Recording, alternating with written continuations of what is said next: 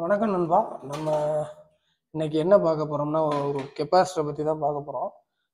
இது வந்து ஏபிபியோடது 40 KVR 440 voltage. இதை என்ன பண்ண போகிறோம்னா, இது வந்து வீக் ஆயிடுச்சு, அதாவது கெப்பாசிட்டர் வெடிச்சிருச்சு. இதை நம்ம பிரிக்கிறோம். ஒரு கெப்பாசிட்டர் நான் இப்போ ஆல்ரெடி பிரிச்சுட்டேன். நம்ம ஒரே ஆள் எடுத்து பிரித்து வேலை பார்க்குறதுக்கு அதாவது வீடியோ எடுக்கிறதுக்கு கஷ்டமாக இருக்குது. இந்த மாதிரி மேலே வந்து இந்த மாதிரி லூப்பிங்கில் இருக்குது. எல்லாத்தையும் இந்த போல்ட்டு எல்லாத்தையும் ரிமூவ் பண்ணிவிட்டு நம்ம அந்த சைடு ஸ்க்ரூ இருக்குல்ல, அந்த சைடு ஸ்க்ரூரை ரிமூவ் பண்ணோம்னா இங்கிட்டு ரெண்டு அங்கிட்டு ரெண்டு இருக்கும். அதை ரிமூவ் பண்ணோம்னா மேலே உள்ள ஹெட்டை தூக்கிட்டோம்னா இப்போ பிரித்து வச்சுருக்கேன் பாருங்கள். இதில் வந்து இந்த கெப்பாசிட்டர் ஃபுல்லாகவே வீக் ஆயிடுச்சு. இதுதான் அதை பிரித்தது. இந்த கெப்பாசிட்டர் பார்த்தீங்கன்னா இதில் மொத்தம் வந்து 40 கேவிஆரோடது. 40 கேவிஆரில் 9 கெப்பாசிட்டர் இருக்குது. இதை பார்த்தீங்கன்னாலே தெரியும், 9 கெப்பாசிட்டர் இருக்குது. 9 கெப்பாசிட்டர் 3 பேஸ் அப்படியே ஒரு லைனை எடுத்து ரெட்டுக்கு ஒரு பேஸும் ஒய்க்கு ஒரு பேஸும் ப்ளூக்கு ஒரு பேஸும் மொத்தமாக உள்ள ஜாயிண்ட் அடித்து இந்த அருக்கில் அந்த மாதிரி போல்ட்டு வச்சு இங்கே கனெக்டிங் பண்ணியிருக்கு. பட் இது 3 வீக் ஆயிடுச்சு. 3 மாற்றிட்டு இது 1 மட்டும் வெடிச்சிருக்கு. அதனால வந்து ஒரு ஃபேஸில் வந்து அதனோட தன்மை வந்து குறைஞ்சிரும். இப்போ இது வந்து 52 ஆம்பியர் எடுக்கும். 40 கேவிஆர் வந்து 52 சம்திங் எடுக்கும். 52 சம்திங் எடுக்கல. நம்ம ஒரு ஃபேஸில் கிளாம்பு போடையில் ஒரு ஃபேஸ் வீக் ஆயிடுச்சுன்னு வைங்களேன். ஒரு ஃபேஸ் வீக் ஆயிடுச்சு, இந்த மாதிரி ஒரு கெப்பாசிட்டர் மட்டும் வெடிச்சிருச்சுன்னா அது என்ன பண்ணோம்னா ஒன்னோட ஆம்பியர் சுத்தமாக குறைஞ்சிடும். அப்போ லோடு வந்து பேலன்சிங்காக இருக்காது. ஒரு இடத்துல லோடு கொடுக்கையில் எனக்கு தேவையான எனர்ஜி நான் எடுக்க போகிற நேரம் அது வந்து என்ன ஆகும்னா ஒரு ஃபேஸில் கம்மியாகல அதனோட பேலன்சிங் ஈவனாக வராது. அதனால நம்ம கெப்பாசிட்டர் மாத்துறோம்னா நம்ம இதை என்ன பண்ணணும்னா, நம்ம ஃப்ரீயாக இருக்கிற டைம் நம்ம இதையும் நம்ம வந்து தூக்கி போடாமல், அதாவது வேற கெப்பாசிட்டர் இப்போ வீக்காக இருக்குல்ல அதில் இருந்து நம்ம மாற்றிக்கலாம். ஒரு சிலர் மாத்துறதுனாலும் மாற்றலாம். அதாவது முடியாத பட்சத்துக்கு நீங்கள் வந்து இதை கூட செய்யலாம். பட் இந்த கெப்பாசிட்டர் பாருங்கள், மொத்தம் 9 கெப்பாசிட்டர் இருக்குது. இந்த மாதிரி ஒவ்வொரு ரெண்டு ஒரு செட்டாக வச்சுருப்பாங்க. இந்த கிளாம்பு போட்டு, அலுமினிய கிளாம்பு போட்டு இந்த மாதிரி அடுக்கடுக்கா இதை பார்த்தீங்கன்னால தெரியும். இந்த அடுக்கடுக்கா இதில் 4 கெப்பாசிட்டர் இருக்குது. இன்னொரு அடுக்கில் 4 கெப்பாசிட்டர், இன்னொரு அப்படி இருக்குது. மொத்தம் 9 கெப்பாசிட்டர் இருக்குது பேலன்சிங்கு. இப்போ இதை வந்து கலட்டிட்டு நறுக்கு பற்றில இதுதான் அந்த கெப்பாசிட்டிக்கு உள்ளே போட்டிருக்கேன். பவுட்ரு மாதிரி இருக்குது. அதாவது நம்ம என்ன சொல்லுவோம், நான் தமிழில் சொல்ல போனால் இதனோட பேர் தெரியல. பட்டு உள்ளே வந்து இந்த மாதிரி இருக்குது மெட்டீரியலு. பட்டு தவுடு இருக்குல்ல, அது மாதிரி இருக்குது. இது வந்து எதுக்குன்னா, நம்ம எவ்வளோதான் வெடித்தாலும் ஃபயர் ஆகாத அளவுக்கு அது வந்து அதை இது பண்ணுது.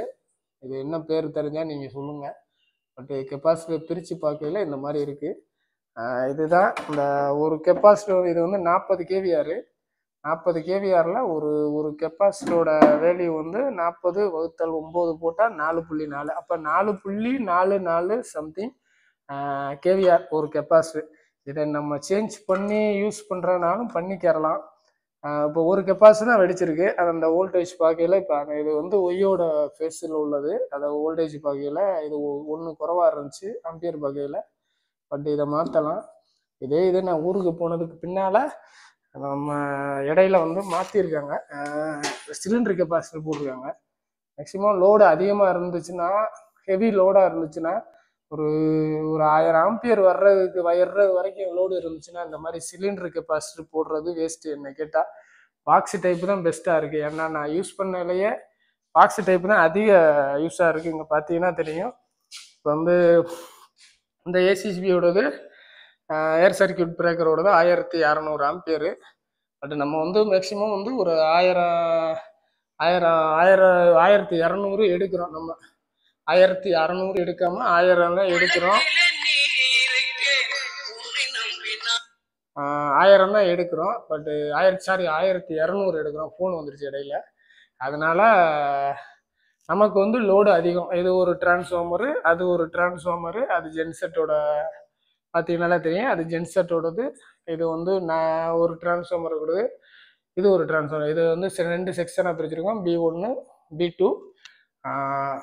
இதனோட லோடு வந்து எனக்கு கம்பல்சரி வந்து ஒரு 1100 தொட்டுரும். 1200 ஆம்பியருக்கு 1100 தொட்டுரும். ஏற்கனவே 1200க்கு மேலே போச்சு. இப்போ லோடாக பிரித்து ஒரு வேற இது போட்டாச்சு கெப்பாசிட்டர் பேங்கில்.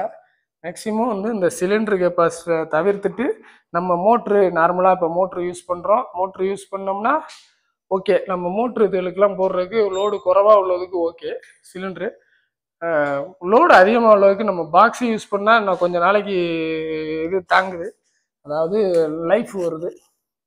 அதனால் நான் என்ன சொல்ல வரேன்னா, பாக்ஸு டைப்பு கொஞ்சம் பெஸ்ட்டாக தெரியுது எனக்கு தெரிஞ்சு. இது வந்து ஒரு 1700 வெள்ளின்னு நினைக்கிறேன். முன்னால் கம்மியாக இருந்துச்சு, 1200 சில்லறை இருந்துச்சு. இப்போ 1700 வெள்ளி ஆச்சு. இதை நம்ம ஃப்ரீயாக இருக்கையில் இதை மாற்றியும் நம்ம போட்டுக்கலாம். பட் இப்போ நான் வாங்கி மாட்டிட்டேன், புதுசு மாற்றிட்டேன்.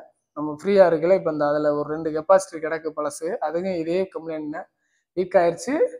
நான் இதை கெப்பாசிட்டர் உள்ள என்ன இருக்கிறேன் என்ன எப்படி இருக்குது அப்படிங்கும் பாக்ஸ் டைப்பாக சரி பிரித்து நம்ம சரி பண்ணுவோம் அப்படின்னு சொல்லிட்டு நான் கலட்டி வச்சுருக்கேன். இதை வந்து கொஞ்சம் ஒரு ஸ்டெப்பை உள்ளே வச்சு இந்த 4 கெப்பாசிட்டர்கள் இந்த மாதிரி ரேப்பிங் அடிச்சு தான் வச்சுருக்காங்க. உள்ள 4 கெப்பாசிட்டர் ஒரு கீழே கொஞ்சம் இதை போட்டு இந்த இதை போட்டு அதுக்கு மேலே வச்சு அதுக்கு மேலே ஒரு ஸ்டெப்பை தூக்கி போட்டு அதுக்கு மேலே ஃபுல்லாக கவர் பண்ணியிருக்கோம். ஓகே நண்பா, இதுதான் கெப்பாசிட்டருக்குலாம் உள்ளே இருக்குது. நான் வந்து இந்த கெப்பாசிட்டரோட வீடியோ ஏற்கனவே போட்டிருக்கேன். உள்ளே நான் இன்னும் எப்படி அதை செக் பண்ணுறதுக்குள்ளதெல்லாம் நான் போடுறேன். நம்மளோட கெப்பாசிட்டர் பேங்கு நல்லா வச்சுருந்தா ஓரளவு நமக்கு அந்த இது லெவலிங்காக இருக்கும். அதனால் ஓகே, நன்றி நண்பா.